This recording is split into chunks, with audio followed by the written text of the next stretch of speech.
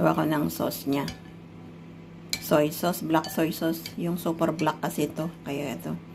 Little sugar, cornstarch. Linagyan ko ng ketchup tsaka chili sauce.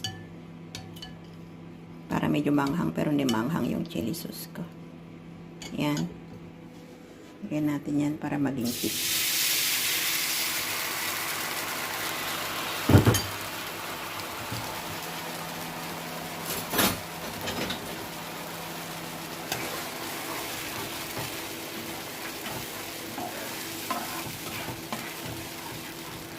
Halo-haloin mo lang yan.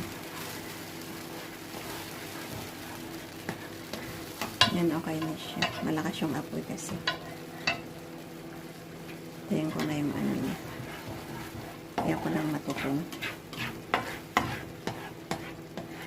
Yan, thick na siya.